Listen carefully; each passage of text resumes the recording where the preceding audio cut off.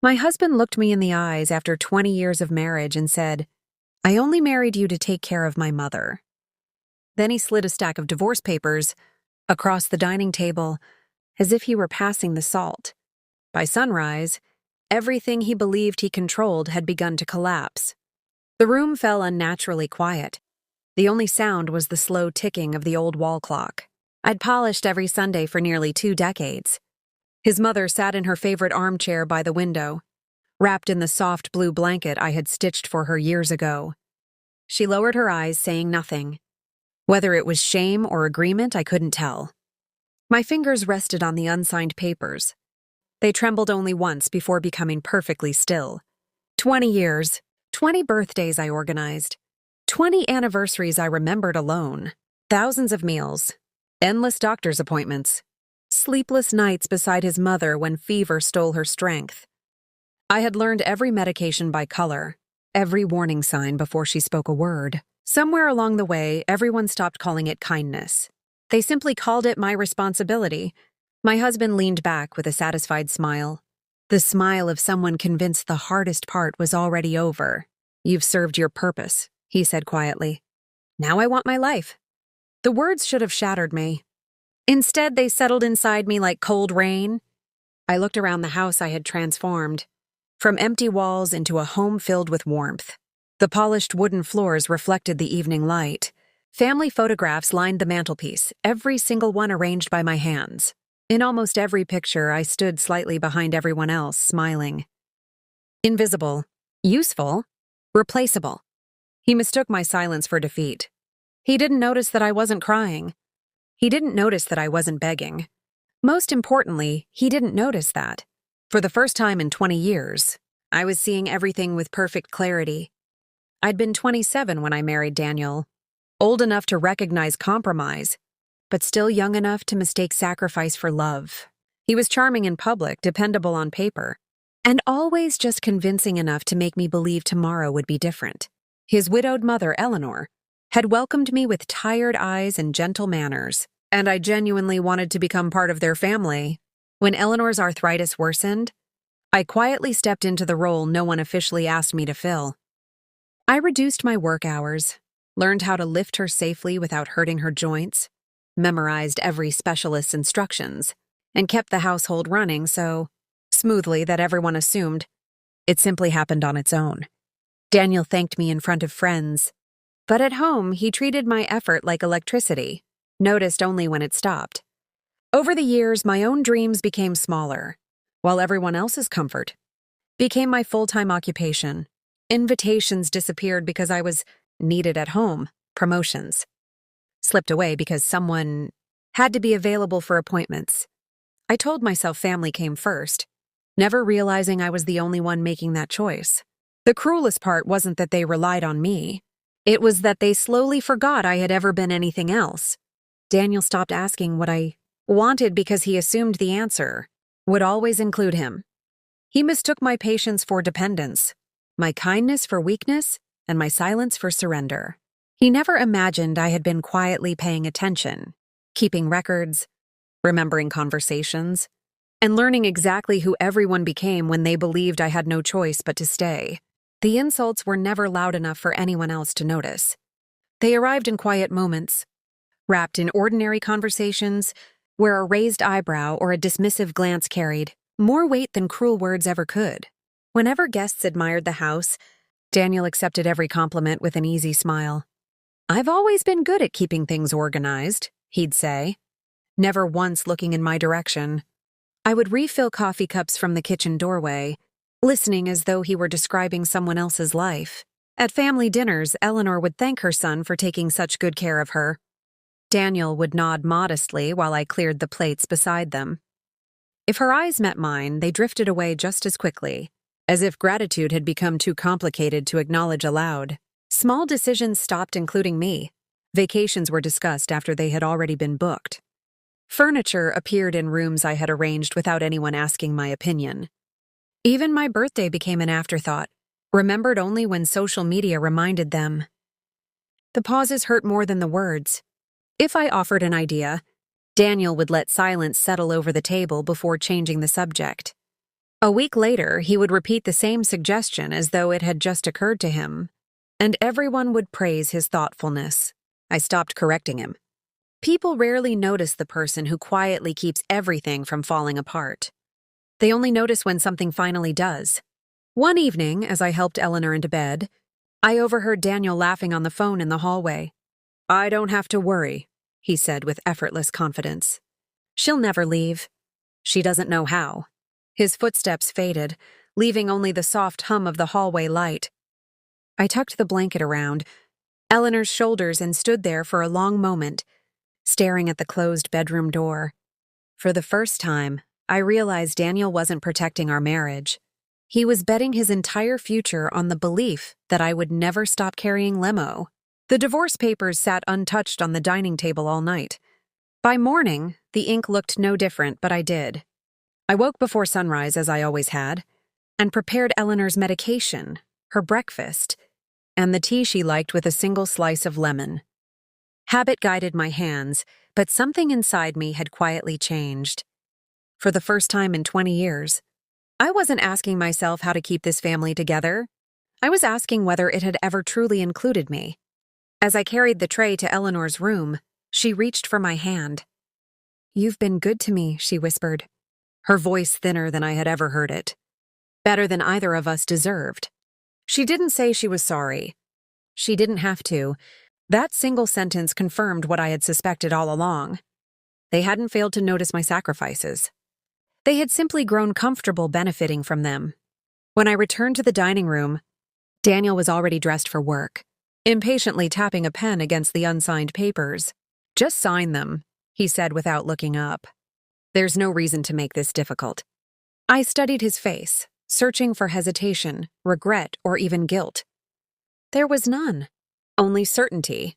He believed the house would continue running, his mother would continue receiving care, and his life would continue exactly as before, only without me standing beside him. That certainty became my answer. I picked up the papers, folded them neatly, and placed them back on the table. "I'll have my attorney review them first," I said calmly. His confident smile faltered for the first time. It wasn't a dramatic victory. It was something far more dangerous. For the first time in our marriage, Daniel realized I wasn't asking for permission anymore. I was making decisions of my own, and he had absolutely no idea what I had been quietly preparing for all these years. Daniel assumed my request for time was an emotional delay. He thought I needed a few days to accept the inevitable. Instead, I spent those days doing something he had never imagined. I stopped acting like his wife and started acting in my own best interest. Years earlier, when I reduced my work hours to care for Eleanor, I hadn't surrendered my professional instincts. I had worked remotely as a financial administrator, handling budgets, contracts, and records for a small consulting firm. Organization had become second nature to me, and I understood one lesson better than most. Facts speak more clearly than feelings. I scheduled a meeting with an experienced family law attorney and arrived carrying a neatly labeled binder. Inside were 20 years of financial statements, property records, retirement contributions, medical expense receipts, insurance documents, and copies of emails showing how I had managed nearly every aspect of the household. I wasn't building a story. I was presenting a timeline. The attorney flipped through the pages, occasionally nodding. "You've documented everything," she said. "I never thought I'd need it," I replied. "I just believed important things should be kept." For the first time in weeks, someone looked at me with respect instead of expectation. Following her advice, I opened a separate bank account, redirected my salary, secured digital copies of every shared document, changed passwords on my personal accounts, and made a detailed inventory of the home's contents. Every step was legal, transparent, and carefully recorded. I didn't argue with Daniel. I didn't warn him. I simply stopped, protecting him from the consequences of the life he had built on my invisible labor. By the time he realized I was no longer playing the role he had written for me, every decision I needed had already been made. The next morning, I followed my routine one last time. I prepared Eleanor's breakfast, placed her medication beside the teacup, and left a detailed care schedule on the kitchen counter.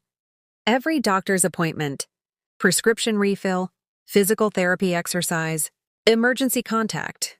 An insurance number was neatly organized in a binder with color-coded tabs. There would be no confusion, only responsibility returning to the people who had always claimed it belonged to them. Then I picked up my suitcase and walked out. I didn't slam the door. I didn't leave a note. The quiet click of the lock behind me was louder than any argument we had ever had. At exactly 8:30, Daniel called. I let it ring. Then another call. Then 5 more. By noon, his messages had changed. Mom refuses to eat. Where are her medications? I have an important meeting. Please answer. The binder was sitting in plain sight on the kitchen counter. For 20 years, he had mistaken my presence for something automatic, like running water or electricity. Now he was discovering that every peaceful day in that house had depended on someone he had dismissed as replaceable.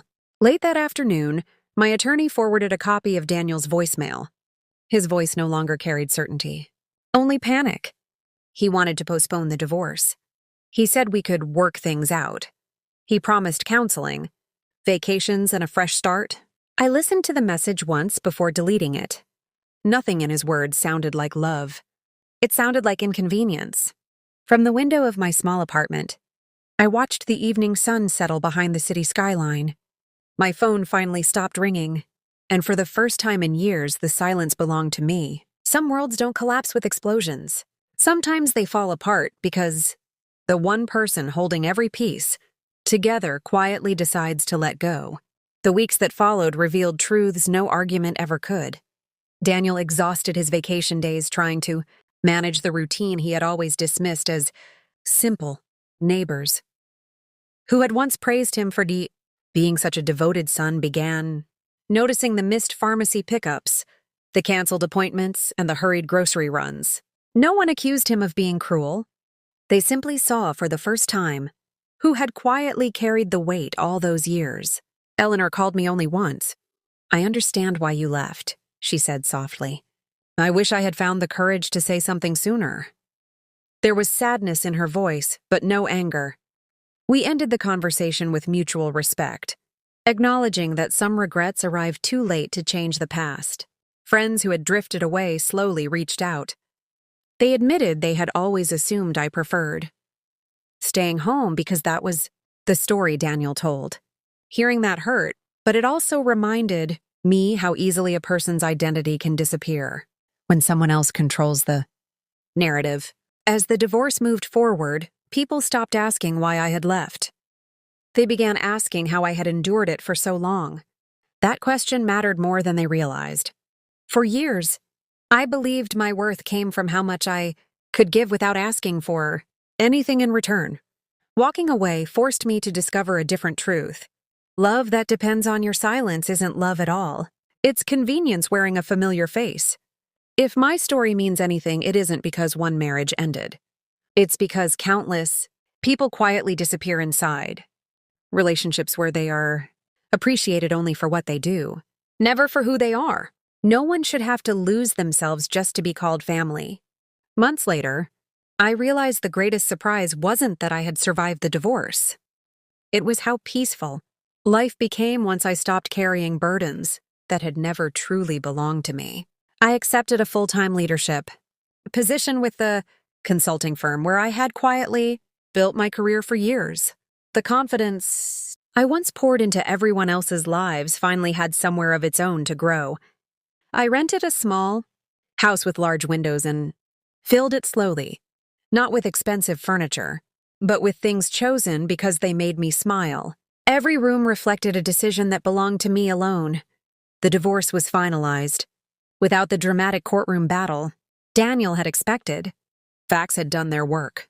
The years of financial records, documented contributions, and careful preparation spoke with a calm authority that no emotional argument could overcome.